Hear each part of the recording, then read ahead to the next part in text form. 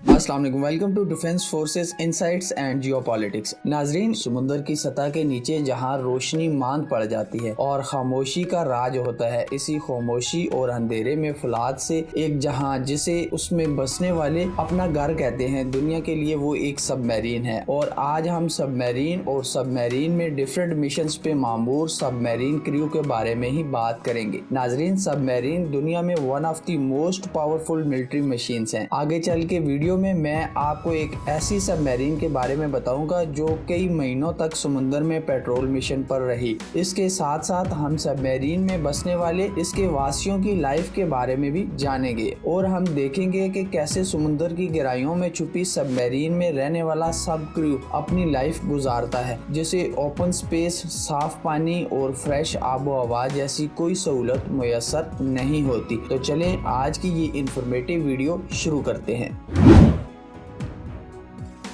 नाजरीन, दूसरी जंग अजीम की जर्मन यू बोट हो या आज की रशियन अमेरिकन न्यूक्लियर पावर आबदोजें, सबमरीन्स इंजीनियरिंग का शाहकार हैं। एक nuclear submarine around $1 billion cost करती है और अगर आप इस अमाउंट को पाकिस्तानी रुपयों में कन्वर्ट करें तो ये अंदाजन 275 अरब रुपए बनती है। इतनी महंगी मशीन्स को ऑपरेट करने के लिए इसका क्रू भी बहुत सारी यूनिक कैपेबिलिटीज का हामिल होता है, जिसमें सबसे इम्पोर्टेंट मजबूत असाब है।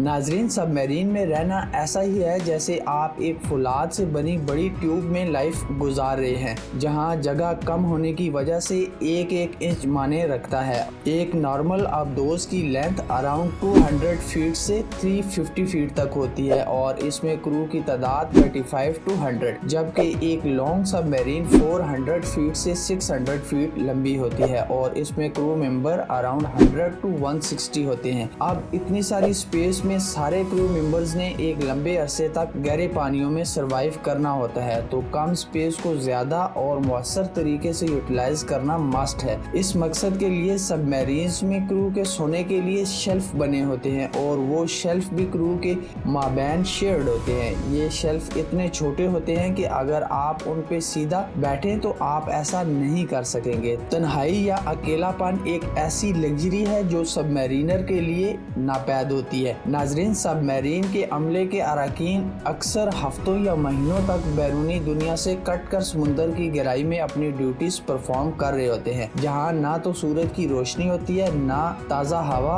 और ना ही खानदान और दोस्तों से ज्यादा राब्ता। ये तन्हाई इस कदर तकलीफदेह होती है कि इसका मुकाबला करने के लिए सबमरीन का अमला आपस में भाईचारे और कभी कभार थोड़ी तफरी वगैरह का सहारा लेता है। नाजरीन, यूनाइटेड किंगडम की न्यूक्लियर पावर सबमरीन HMS वारस्पिट सबसे लंबे अरसे तक पानियों में रहने का रिकॉर्ड रखती है। यह सबमरीन 25 नवंबर 1982 से 15 मार्च 1983 तक 111 दिन पानी में रही। किसी सबमरीन का इतने लंबे अरसे तक गहरे पानियों में रहने का ये वर्ल्ड रिकॉर्ड है और इस सबमरीन ने इस दौरान फॉकलैंड आइलैंड के अराउंड 57,085 किलोमीटर के एरिया में पेट्रोलिंग की। इसी तरह यूएस की न्यूक्लियर पावर्ड सबमरीन से तल्लक रखने वाली एक सबमरीन क्रू ने सबमरीन लाइफ के एक्सपीरियंस को बयान करते हुए बताया कि सबमरीन की लाइफ ऐसे ही है जैसे आप किसी दूसरे सैयारे पे लाइफ गुजार रहे हैं, जहां अपने खानदान से भी आप कभी कभी राब्ता नहीं कर सकते और सबमरीन का क्रू ही आपका खानदान बन जाता है। नाजरीन, सबमरीन्स को अगर आप इंजीनियरिंग का शाहकार कहें तो ये गलत ना होगा। ये इंजीनियरिंग मार्वल्स इंसान को इस काबिल बनाती है कि इंसान उन गहराइयों तक समुद्र में जा सकता है जो कुछ टाइम पहले तक ख्वाब की तरह था। अगर आप सबसे ज्यादा गहराई में जाने वाली सबमरीन के रिकॉर्ड को देखें तो वो ट्राइस सबमरीन का है, जो समुद्र में 10,916 मीटर या 35,814 फीट तक गहराई में गई थी। आज की Russian and American nuclear powered submarine हफ्तों, महीनों नहीं बल्कि सालों तक समुद्र की तह में गुजार सकती हैं, क्योंकि इन सबमरीन्स को ईंधन वगैरह की जरूरत नहीं होती। सिर्फ फूड सप्लाईज एक ऐसी वजह है जिसके लिए इन्हें सरफेस होना पड़ता है। सबमरीन क्रू को सरवाइव करने के लिए बहुत सारी रोजमर्रा अशिया खुर्दनोश के साथ साथ पानी और हवा भी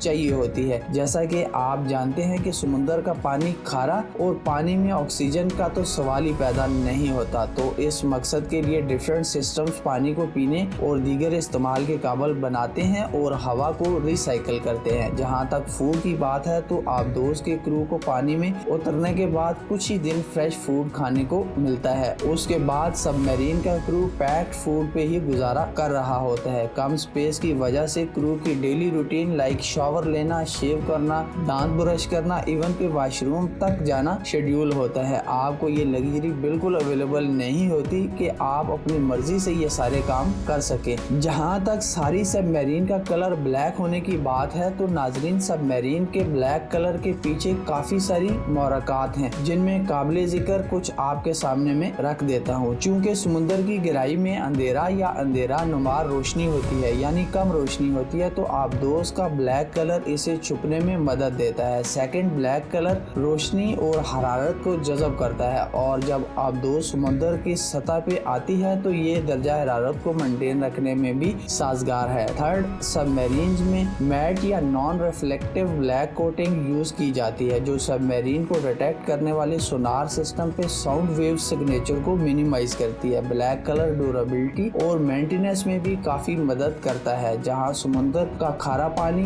और मुश्किल कंडीशन में ये साजगार है। और लास्टली, सेकेंड वर्ल्ड वॉर के बाद ब्लैक और सुरमई कलर को समुद्र में छुपने के लिए मुंतखब किया गया था। उसके बाद से ये नेवल इंजीनियरिंग में एक मेयारी रंग बन चुका है, जो एक और वजह है कि सारी सबमरीन ब्लैक कलर की ही होती हैं। नाज़रीन, एट लास्ट, अगर आपको मौका मिले कि आप सबमरीन लाइफ को एक्सपीरियंस करें तो क्या आप ऐसा करेंगे? कमेंट में जरूर मेंशन करिएगा। अगर वीडियो आपको अच्छी लगी है तो वीडियो को लाइक और शेयर जरूर करिएगा और अगर फ्यूचर में भी आप मेरी वीडियोस देखना चाहते हैं तो मेरे चैनल को भी जरूर सब्सक्राइब करिएगा ताकि मेरी हर आने वाली वीडियोस आपको टाइमली मौसूल हो सके। Until next video, take good care of yourself and those around you.